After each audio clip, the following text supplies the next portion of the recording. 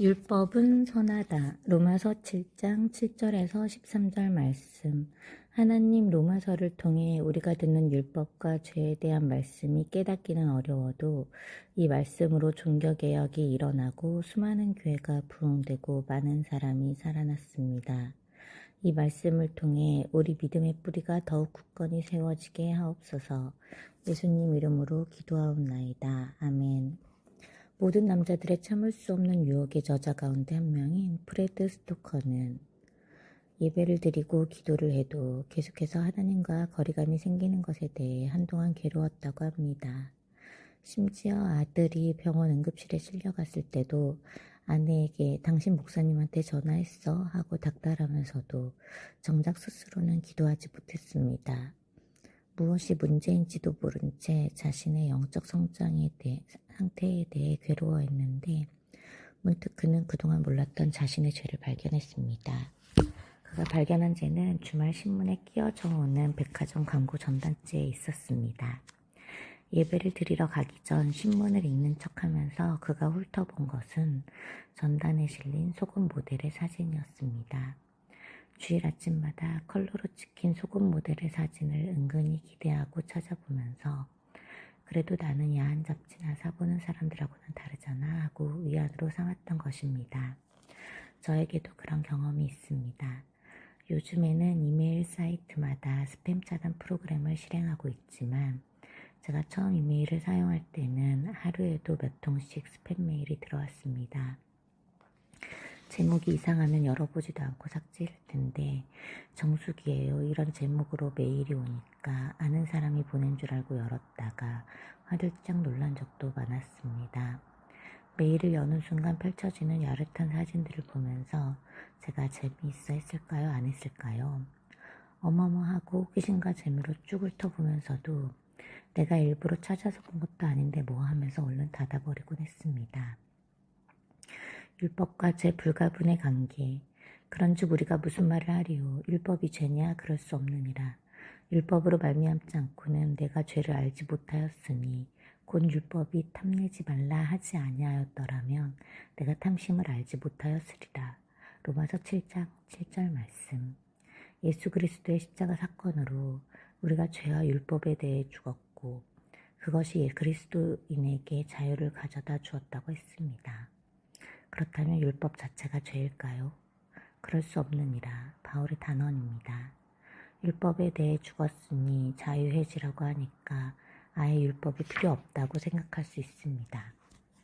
그러나 율법은 없어져야 할 것이 아니라 우리가 잘 알아야 하는 것입니다. 율법을 알아야 죄를 알고 죄를 알 때 복음을 이해하게 되기 때문입니다. 헬라어로 죄의 의미는 이렇습니다. 표적을 빗나가는 것, 가지 말라는 곳에 가는 것, 건너지 말아야 할 곳을 건너는 것, 불법, 불경건, 불순종, 불의, 외적인 악행, 내적인 악행, 빚 등등 정도와 수준에 따라 하는 것, 하지 않는 것 모두가 죄에 해당합니다. 탐심은 내적 악행이라고 할 수 있습니다. 10계명을 보면 첫 번째 계명부터 9번째 계명까지는 외적인 죄를 언급하고 마지막 10번째 계명에서 탐내지 말라는 내면의 죄를 말합니다. 비중이 약해서 마지막에 말한 것이 아닙니다. 하나님 외에 다른 신을 섬기고 안식일을 어기고 부모를 존경하지 않고 살인하고 도적질하고 간음하는 모든 죄가 탐심에서 비롯되기 때문입니다. 심리학자들은 탐심을 죄라고 하지 않습니다. 인간에게 있는 자연스러운 욕구라고 말합니다. 외적인 도둑질이나 살인만 죄라고 합니다. 그러니 탐심이 죄라는 것을 누가 깨달을 수 있겠습니까? 율법은 외적인 행동과 언어로는 나타나지 않았을지라도 내 속에 있는 탐심이 죄라는 것을 알려줍니다. 육신과 죄와 율법과 죽음은 때려야 뗄 수 없는 관계입니다. 육신은 죄의 도구이고 죄는 율법을 통해 드러나며 그 결과는 죽음입니다. 모든 남자의 참을 수 없는 유혹의 저자 프레드가 어떻게 자기 죄를 알게 됐을까요? 그는 자신이 광고 전단을 보는 것뿐 아니라 일상생활에서 성적인 농담이나 비유를 자주 사용한다는 것도 깨달았습니다. 그것은 음행과 온갖 더러운 것과 탐욕은 너희 중에서 그 이름조차도 부르지 말라. 이는 성도에게 마땅한 반이라. 에베소서 5장 3절. 주님의 말씀을 무시한 것이었습니다. 책에서 제시하는 남자들의 죄의 목록에는 흔히 생각하는 외도나 유흥업소 출입 같은 건 포함되지도 않았습니다.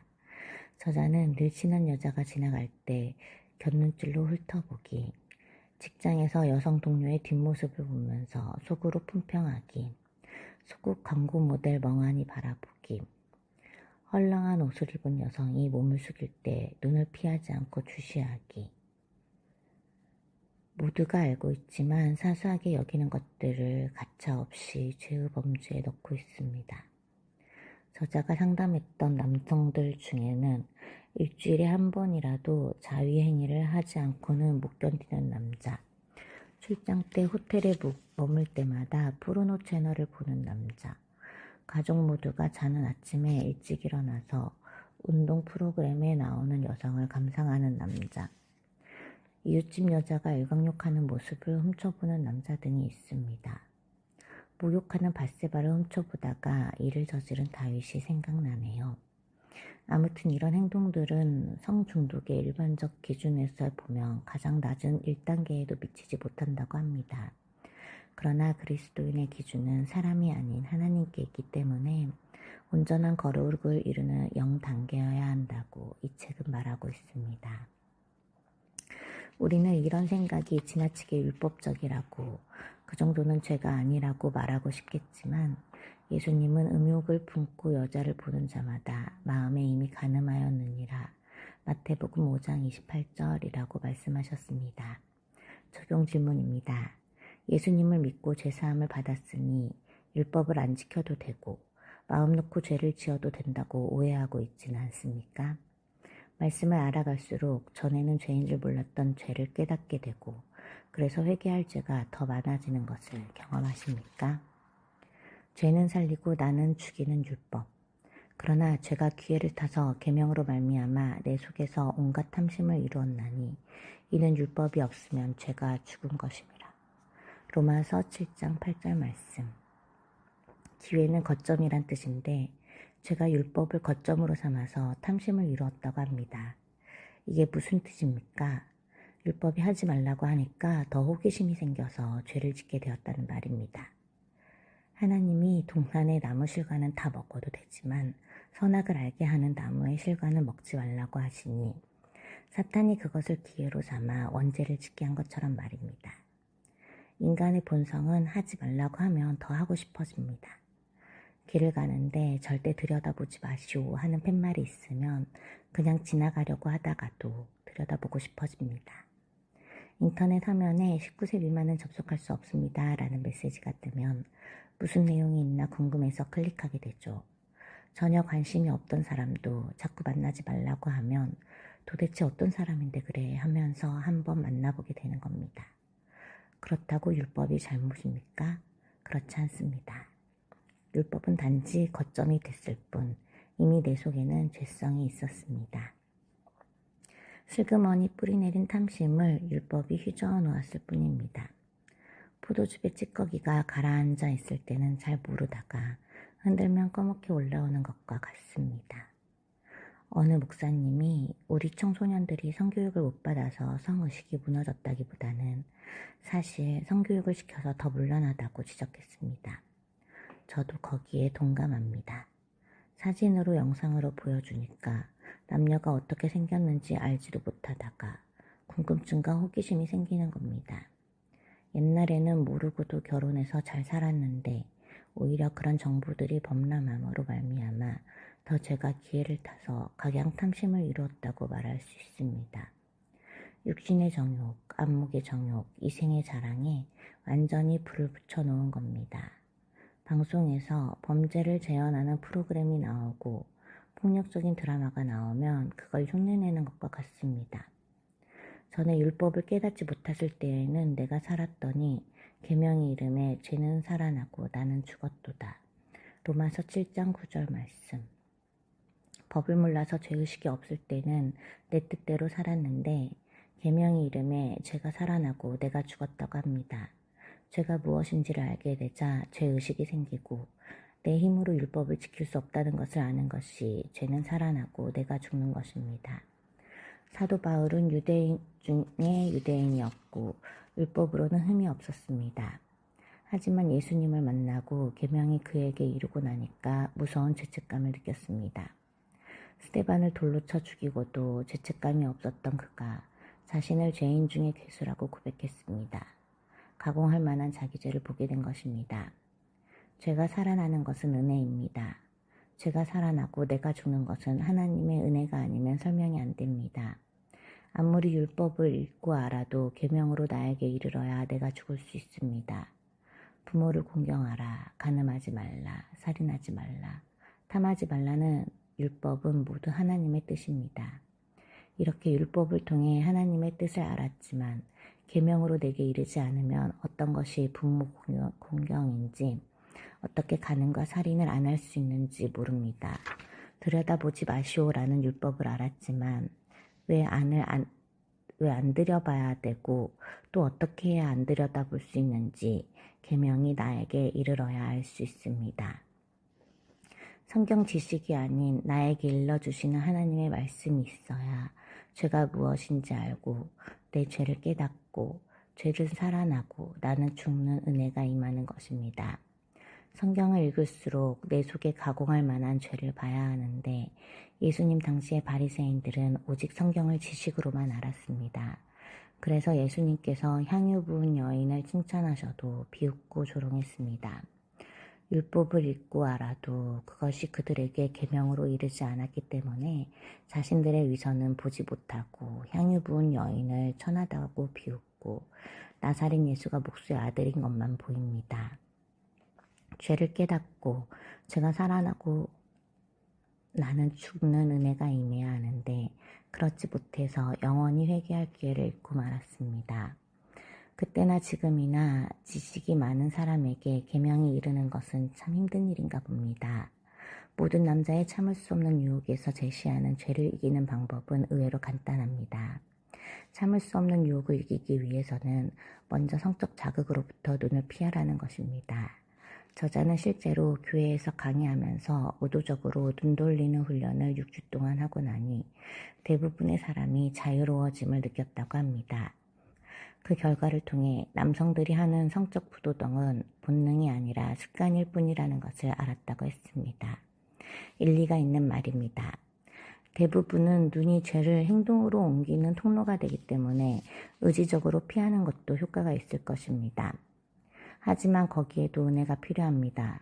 예수 그리스도의 은혜로 하지 않으면 6주 동안의 노력으로 습관을 끊고 온갖 프로그램을 다 동원해도 죄에서 벗어나는 것은 일시적일 뿐입니다. 또 다른 유혹에 빠지게 됩니다. 안목의 정욕을 끊고 나면 이생의 자랑이 틈타고 이생의 자랑을 내려놓으니 육신의 정욕이 들어오기 시작합니다. 죄를 회개하고 죽었던 내가 자꾸만 살아 돌아옵니다. 생명에 이르게 할 그 계명이 내게 대하여 도리어 사망에 이르게 하는 것이 되었도다. 로마서 7장 10절 말씀.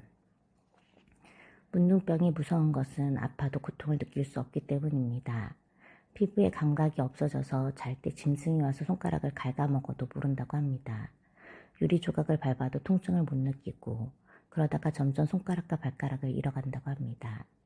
성경에서 문둥병을 저주받은 병으로 표현하는 것은 영적 문둥병이 가장 무서운 병이기 때문이라고 생각합니다. 영적 문둥병은 죄에 대한 감각이 없어서 회개하지 못하고 죽어가는 병입니다. 그런데 말씀이신 예수님이 우리 인생에 오셔서 감각이 살아났습니다. 영적 문둥병이 고쳐졌습니다. 감각이 살아나니까 가시에만 찔려도 너무 아픕니다. 죄에 대한 감각이 살아나고 말씀을 알아서 그 감각이 예민해질수록 너무 아파서 견딜 수가 없습니다. 남들은 사소한 죄라고 하는데 나는 그 고통 때문에 참을 수가 없습니다. 내 죄 때문에 너무 아파서 애통하는 것입니다. 만약 지금 내게 죄에 대한 애통함이 없다면 내가 영적 문둥병자라는 것을 알아야 합니다. 미국의 초대 대통령 조지 워싱턴은 성경에 손을 얹고 시작한 나라 미국에서 국부로 존경받는 사람입니다. 그런데 최근 역사학자 고어 비달과 헨리 윈셋 등이 조사해서 발표한 일화에 의하면 한 인간이 자신을 둘러싸고 있는 세상 풍속을 넘어서는 일이 얼마나 어려운가를 알 수 있습니다. 1784년 워싱턴이 대통령이 되기 5년 전 일입니다. 나이 52세에 치아가 거의 없던 워싱턴이 치과 의사를 고용해서 집에서 부리던 노예의 치아 7개를 뽑아 자신에게 이식했다는 것입니다. 아무리 믿음이 좋고 교양이 있다고 해도 세상 가치관을 벗어나기가 그토록 어렵습니다. 그런데 계명이 나에게 이르면 도덕과 윤리를 넘어서는 죄를 알게 됩니다. 노예가 법적으로는 주인의 소유물이라고 해도 그가 나와 동등한 인격체라는 것을 안다면 그 누구도 함부로 대할 수 없습니다. 그는 힘의 정의라고 생각하고 내 위치에서 이 정도는 해도 된다고 생각했을지 모릅니다. 이처럼 율법의 기능을 모르면 죄도 알 수 없고 그래서 피를 철철 흘리며 유리조각 위를 걸어도 아픈 줄을 모릅니다. 음욕을 품고 간음을 하고 살인을 해도 그게 죄인 줄 모릅니다. 그 죄가 자신도 남도 고통스럽게 한다는 걸 전혀 모릅니다. 그러다가 계명이 이르면 그것이 얼마나 무서운 죄인지를 알고 죽을 만큼의 고통을 느끼는 것입니다. 생명에 이르는 율법이 도리어 우리를 사망에 이르게 했다는 말은 이런 뜻입니다. 성경을 읽으니 내가 죽게 생겼습니다. 하나님의 말씀을 알아갈수록 내 죄가 보여서 죽을 것 같습니다. 큐티를 해서 인생이 괴로워졌다고 하는 사람도 있습니다. 일주일에 한 번 설교를 듣고 찔림을 받는 것도 힘이 드는데 날마다 말씀을 보고 죄를 깨달으니까 또 자꾸 죄를 보라고 하니까 고통스럽다고 합니다. 죄를 깨닫는 것은 아주 고통스러운 일입니다. 제가 기회를 타서 계명으로 말미암아 나를 속이고 그것으로 나를 죽였는지라. 로마서 7장 11절 말씀. 죄는 언제나 기만을 동반합니다. 보헨이라는 신학자는 죄의 기만을 죄 가운데서 만족을 찾을 수 있다. 죄에 대해서 충분히 핑계댈 수 있다. 죄의 결과로부터 도피할 수 있다. 이 3가지로 정의했습니다. 죄는 우리가 죄를 지으면 만족할 수 있다고 속입니다. 너 뭔가 허전하지? 그 여자 만나봐. 만족할 수 있어. 넓은 집을 사봐. 만족할 수 있어. 애들이 좋은 대학에만 들어가면 만족을 찾을 수 있어. 이렇게 죄에 대해서 얼마든지 핑계를 댈 수 있다고 속입니다. 너는 그럴 수밖에 없어서 죄를 지었어. 부모님 때문이야. 환경 때문이야. 남편이 너무 불성실했어. 다른 여자 만난다고 큰일 나는 거 아니야. 포르노 한 번 봤다고 누가 뭐라고 하겠어? 남들도 다 그렇게 살아. 괜찮아, 괜찮아. 이렇게 죄의 결과를 피할 수 있다고 속입니다. 그렇게 속이고 또 속여서 결국은 나를 죽이는 것이 죄의 기만입니다. 우리를 향한 율법의 요구는 내적인 것과 외적인 것을 다 포함하고 있습니다. 살인하지 말라는 외적인 것이지만 내적으로 미워하는 것도 살인이니까 미워하지 말라고 합니다. 간음하지 말라는 외적인 것인데 내적으로 음욕을 품어도 간음이라고 했습니다. 외적인 살인과 간음도 안 하기가 어려운데 내적인 미움과 음욕마저 하지 말라고 하니까 지킬 수 있는 사람이 없습니다. 그 틈을 타서 사탄이 나를 속입니다. 너는 살인은 안 했잖아. 간음한 사람하고 넌 질이 다르니까 넌 흠이 없어. 그러니까 넌 구원에 이를 수 있어. 이것이 죄가 기회를 타서 계명으로 말미암아 나를 속이는 것입니다. 어떻습니까? 이래도 나 정도면 괜찮은 사람이라고 생각하십니까? 살인한 적도 바람 피운 적도 누구에게 사기를 친 적도 없으니 흠이 없다고 생각합니까? 다들 나만큼만 하고 살면 이 세상이 깨끗해질 수 있을 거라고 믿습니까? 사도 바울도 자신이 괜찮은 사람이라고 생각하며 율법을 거스르는 줄도 모르고 교회를 핍박하는 일에 열심이었습니다. 그런데 예수님을 만나고 죄의 기만에서 벗어나 보니 자신은 율법의 내적 요구를 하나도 충족시키지 못한 취약한 인간임을 알게 되었습니다. 우리도 죄의 기만에 넘어가고 있지 않습니까? 그렇게 속으며 살다가 회개할 기회를 잃는다면 우리에게 남은 것은 죽음뿐입니다. 내게 계명이 이르도록 매일 말씀을 묵상합니까? 말씀으로 내 죄가 살아나는 것이 은혜로 믿어집니까? 큐티까지 하니 나 정도는 괜찮아 하면서 실상은 말씀에도 죄에도 감각이 없는 영적 문둥병자는 아닙니까? 그러나 율법은 선한 것. 이로 보건대 율법은 거룩하고 계명도 거룩하고 의로우며 선하도다. 그런즉 선한 것이 내게 사망이 되었느냐? 그럴 수 없느니라. 오직 죄가 죄로 드러나기 위하여 선한 그것으로 말미암아 나를 죽게 만들었으니 이는 계명으로 말미암아 죄로 심히 죄되게 하려 함이라. 로마서 7장 12절에서 13절 말씀. 율법에는 하나님의 의로우심이 나타납니다. 구원에 이르는 지혜가 있습니다. 구별된 삶, 거룩한 삶을 살게 해주는 것이 성경입니다. 가난한 자를 도우라는, 이웃을 사랑하라는 하나님의 선하심이 나타난 책입니다. 그 선한 율법으로 내 죄를 알고 나면 절망할 수밖에 없습니다. 율법이 오기 전에는 죄의 문화들을 관행적으로 자연스럽게 받아들입니다. 그러다가 내가 등경 위에 두는 인생이 되고 보니 죄 아닌 것이 하나도 없습니다. 하나님의 법이 나에게로 들어오면 내 자신이 다 드러나기 때문에 그 죄를 감출 수가 없습니다. 그런 나를 직면하는 것이 얼마나 고통인지 모릅니다. 사업이 부도가 나고 남편이 외도를 하고 자식이 속썩이고 시어머니가 힘들게 하는 것이 최고의 고난이 아닙니다. 나를 직면함으로 내 속의 죄와 더러움을 보게 되면 나도 실은 나 자신 때문에 죽을 것 같은 절망을 느낍니다. 그렇다고 율법이 나쁜 것입니까? 율법이 악하다고 할 수 있습니까? 그럴 수 없느니라고 합니다. 그렇습니다. 율법은 죄가 아닙니다. 죄로 심히 죄되게 하는 율법은 고마운 것, 선한 것입니다. 죄가 드러나고 그 죄를 인정하는 것이 너무나 힘들지만 그것을 인정하는 것만이 살 길이기 때문입니다. 제가 설교하는 강대상은 처음에는 투명 아크릴이었습니다. 그런데 지금은 아랫부분을 불투명 테이프로 가렸습니다.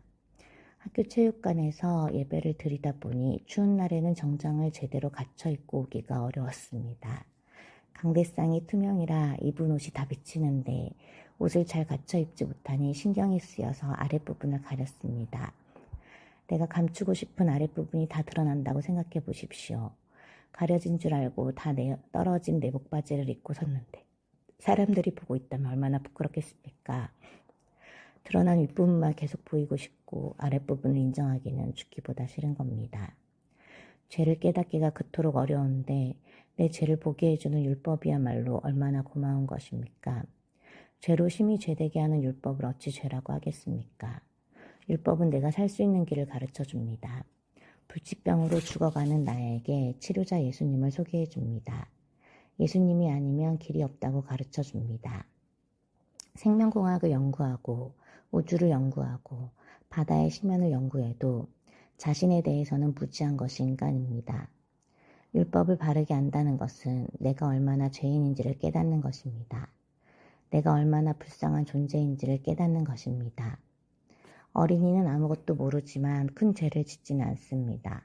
그런데 학교에 가서 도덕과 윤리를 잔뜩 배우고 나면 훨씬 크게 죄를 짓는 것이 인간의 본성입니다. 애들이 짓는 죄는 어른이 짓는 죄와는 차원이 다릅니다. 공부를 하고 돈을 벌고 권력을 가지면 가질수록 죄를 더 크게 짓습니다. 자기가 누구인지를 모르고 자기가 살아나서 날마다 자신이 왕노릇하기 때문입니다. 여기에서 누가 제동을 걸어주지 않으면 영원히 멸망할 수밖에 없습니다.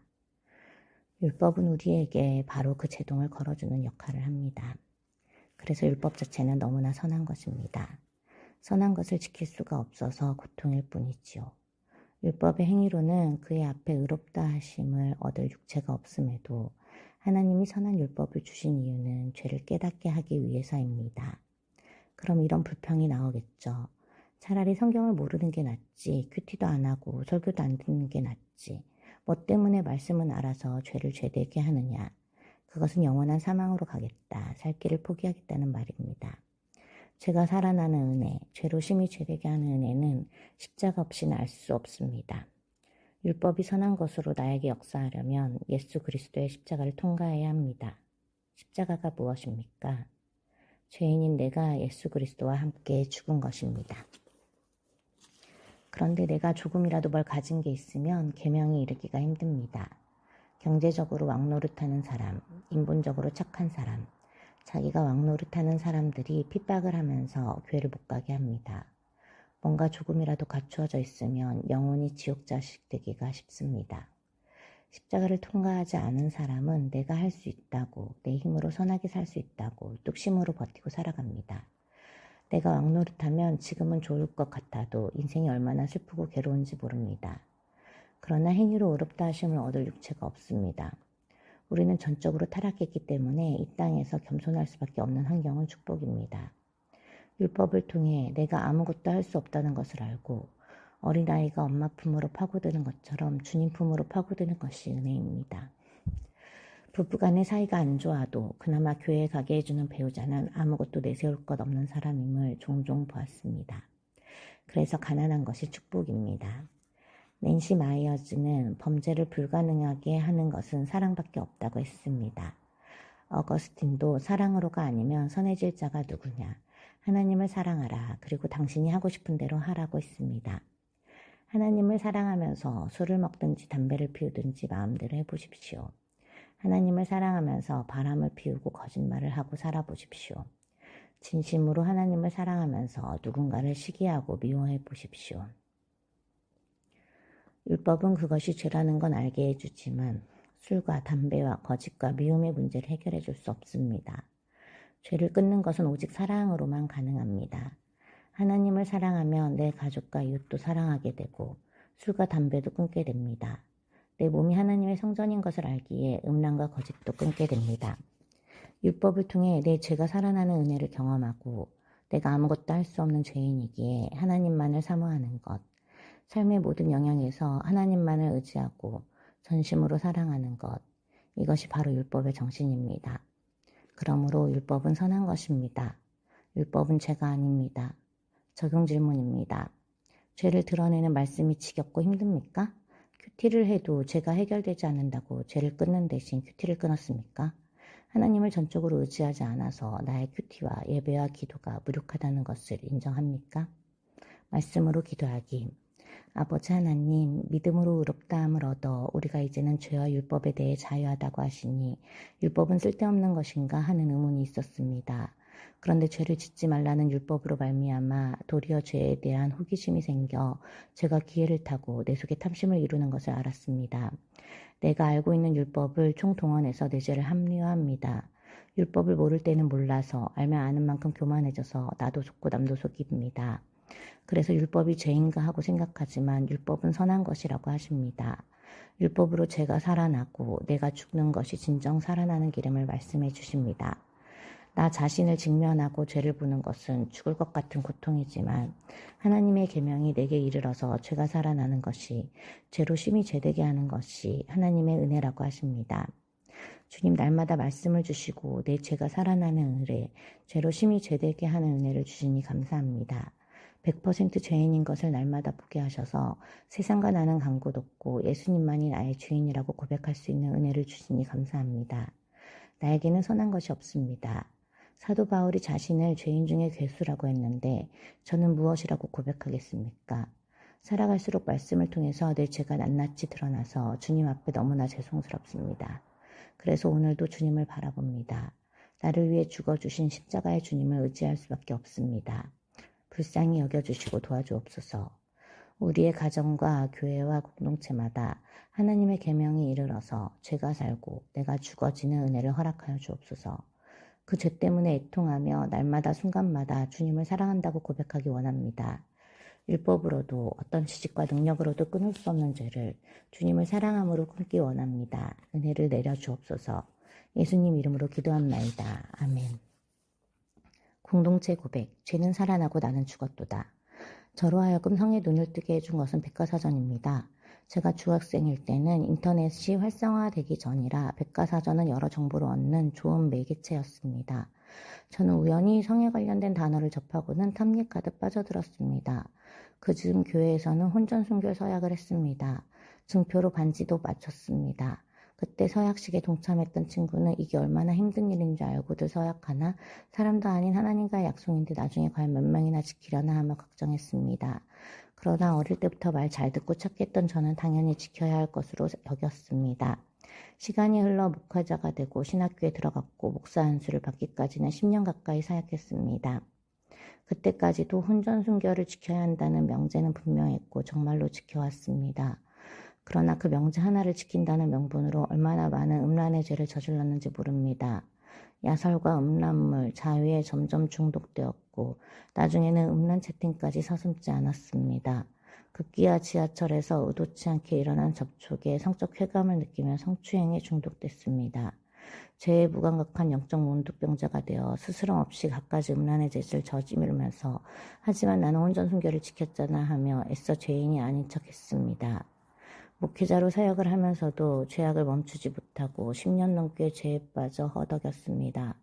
교회 안에서는 목회자, 교회 밖에서는 성범죄자라는 이중적인 삶이 너무도 괴로워 죄를 끊고자 수련회도 다니고 작정원금도 해봤지만 소용없었습니다. 혈루증 여인이 12년 동안 의원을 찾다가 병만 중해진 것처럼 반복되는 죄악으로 더 자극적인 것을 갈망할 뿐이었습니다. 나중에는 절대 끊을 수 없을 거야 라고 자포자기하며 음란에 제 몸을 맡겼고 경찰에 신고되어 형사재판을 받고서야 이 죄악이 멈추게 되었습니다. 혼전순결을 지켜야 한다는 율법에 얽매여 그 속에 잠긴 참뜻을 잊었습니다. 육의 성전을 아름답게 지키며 영의 성전을 세워가기를 바라신 하나님의 마음이 안 보였습니다. 상대방을 귀히 여기고 더욱 사랑하라는 뜻으로 혼전순결을 명하신 하나님의 뜻을 외면한 채 혼전순결을 지키는 것에만 집중하여 다른 음란의 죄를 합리화했던 것입니다. 형사재판을 받으며 제발 살려달라고 기도하자 말씀이 들리며 비로소 저의 참혹한 죄가 보였습니다. 수많은 죄를 양산해온 음란을 향한 탐심을 깨닫게 되니 회개가 절로 나왔습니다. 제 죄가 드러나 재판을 받고 대가를 치르며 죽을 것 같았지만 형벌을 제 죄보다 작게 하신 하나님의 은혜